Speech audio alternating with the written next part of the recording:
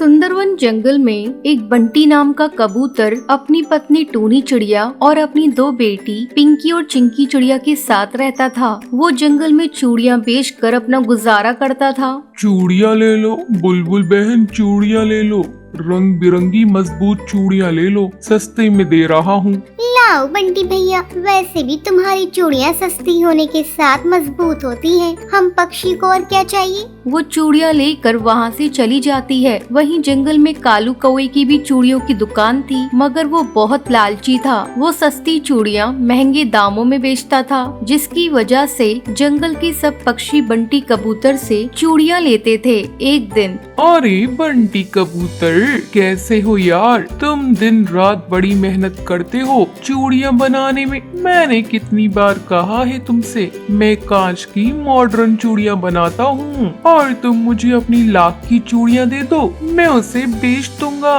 तुम्हें यूँ दो पैसे कमाने के लिए जंगल के धक्के खाने नहीं पड़ेंगे।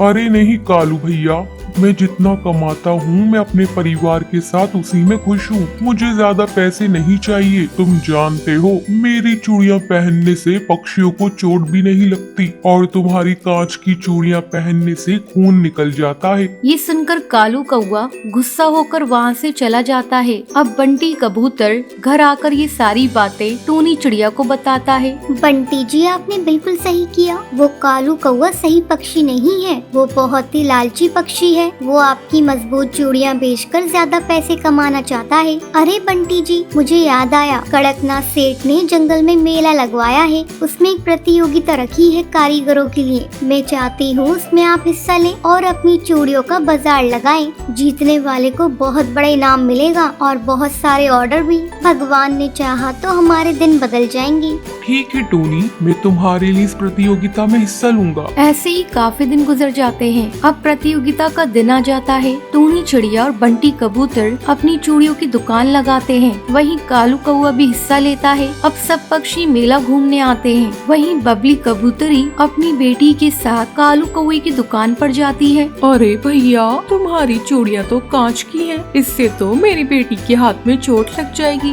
माँ, इधर आइए, इन अंकल की दुकान पर बहुत अच्छी डिजाइन की मजबूत चूड़ियाँ हैं। हाँ बेटा, तुम सही कह रही हो। सुनो बंटी कबूतर, हम तुम्हें 5 लाख चूड़ियों को ऑर्डर देते हैं। ये सुनकर टूनी चिड़िया बंटी कबूतर बहुत खुश हो जाते हैं। शुक्रिया मैम साहब, बहुत बहुत शुक्रिया। हम आपका ऑर्डर जल्दी पूरा करेंगे। पर ये सब देखकर कालू कौवा जलकर राख हो जाता है। वो शाम के टाइम अपने आदमियों के साथ मिलकर बंटी कबूतर को बहुत मारता है। अरे छोड़ो, मुझे जाने दो। टूनी चिड़िया, बचाओ मुझे। उसकी आवाज सुनकर टूनी चिड़िया वहाँ पर आती है। क्या हुआ जी? ये सब किसने किया? चलिए जल्दी से मैं आपकी पट्टी करवा देती हूँ। टूनी चिड़िया बंटी कबूतर की पट्टी करवाने के बाद उसे घर लेकर आती है। टूनी चिड़िया, हमें बबली कबूतरी का ऑर्डर पूरा करना है, पर कैसे? मेरी तो चोट लग गई है। चूड़ियाँ कौन बनाएगा? आप परेशान मत होइए, मैं चिंकी पिंकी के साथ मिलकर आपका ऑर्डर पूरा कर दूंगी। अब दिन रात तीनों माँ बेटी मेहनत करके बबली कबूतरी की चूड़ियों का ऑर्डर पूरा कर देती है। उन्हें पैसे मिल जाते हैं। जब तक बंटी कबूतर ठीक नहीं होता है, टूनी चिड़िया उसके बदले जंगल में चूड़ियाँ बेचने जाती है। चूड़ियाँ ले लो, रंग बिरंगी चूड़ियाँ ले लो, सस्ते में मजबूत चूड़ियाँ ले लो। आओ चिड़िया बहन, चूड़ियाँ ले लो। जंगल के सब पक्षी टूनी चिड़िया से चूड़ियाँ खरीदते थे। वो टूनी चिड़िया चूड़ी वाली के नाम से मशहूर हो जाती है। जंगल में सोनू चिड़ा अपनी बीवी टूनी और अपनी बेटी मीनू चिड़िया के साथ रहता था। वो सब एक साथ बहुत खुश थे। उसी जंगल में एक कालू नाम का कौवा रहता था। वो बहुत ही ज्यादा चालाक और बदमाश कौवा था। वो टूनी चिड़िया को परेशान करता था। एक दिन वो टूनी चिड़िया के घर जाता है। अरे टूनी चिड़िया, कैसी हो तुम? काफी दिनों से तुम्हें जंगल में देखा नहीं। कभी हमारे घर भी चक्कर लगा लिया करो, मुझ गरीब को खुशी मिल जाएगी। एक कालू कौवे, तुझे कितनी बार समझाया है, तू मुझसे दूर रहा कर। मुझे तेरी शक्ल देखकर नफरत होती है। तो जैसा नीच और बदमाश कौवा मैंने अपनी जिंदगी में आज तक नहीं देखा। चल जा यहाँ से, वरना। ओहो टूनी चिड़िया, तुम्हारे इसी गुस्से का दीवाना हूँ। मैं इतनी जल्दी क्या करूँ जाकर? तभी सोनू चिड़ा वहाँ पर आ जाता है। यहाँ पर ये सब क्या चल रहा है? आओ आओ सोनू चिड़ा, तुम्हारा इंतजार था। मैं बस टूनी चिड़िया से बातें कर रहा था। चलो मैं चलता हूँ, जल्दी वापस आऊंगा। ये कहकर कालू कौवा वहाँ से चला जाता है। टूनी चिड़िया रोते हुए सोनू चिड़ा से कहती है,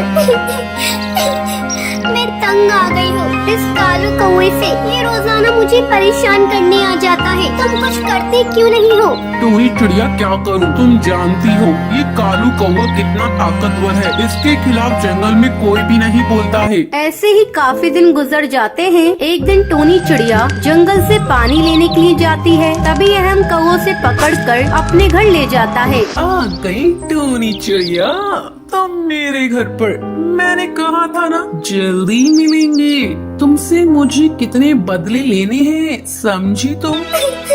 छोड़ो मुझे कालू कौवे, जाने दो वरना मैं तुम्हें मार दूंगी। टूनी चिड़िया तुम्हारी ये ख्वाहिश मैं पूरी कर देता हूँ। तुम्हारी जान सिर्फ मैं लूंगा। तुम जानती हो 10 साल पहले कैसे तुमने मेरी बेइज्जती की थी। जब ही मैंने सोच लिया था तुझे जिंदा नहीं छोड़ूंगा।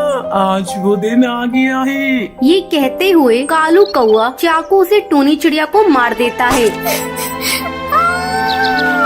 सोनू, मीनू, ये कहकर टूनी चिड़िया मर जाती है। इस हादसे को काफी साल गुजर जाते हैं। अब टूनी चिड़िया की बेटी मीनू चिड़िया बड़ी हो जाती है। वो अपनी माँ की तरह खूबसूरत थी। एक दिन पापा मैं कॉलेज जा रही हूँ, आप प्यास से खाना खा लेना। मीनू चिड़िया अपने कॉलेज जा रही होती है। तभी कालू कौवा से देखकर उसकी खूबसूरती का दीवाना हो जाता है।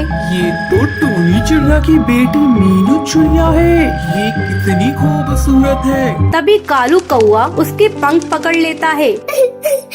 छोड़ो मुझे कालू कौवे, जाने दो। माँ पापा बचाइए। तभी टूनी चिड़िया की आत्मा वहाँ आ जाती है।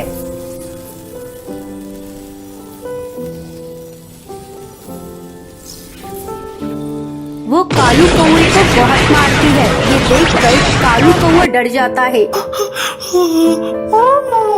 ये टूनी चिड़िया का भूत कहाँ से आ गया? इसे तो मैंने मार दिया था ना। एक कालू कौवे, तूने मेरी तो जान ले ली, लेकिन मैं अपनी बेटी के साथ ऐसा कुछ भी होने नहीं दूंगी। समझा तू?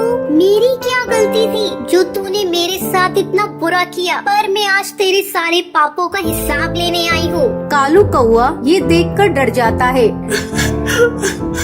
मुझे माफ कर दो टूनी चिड़िया, मैंने तुम्हारे साथ बहुत बुरा किया।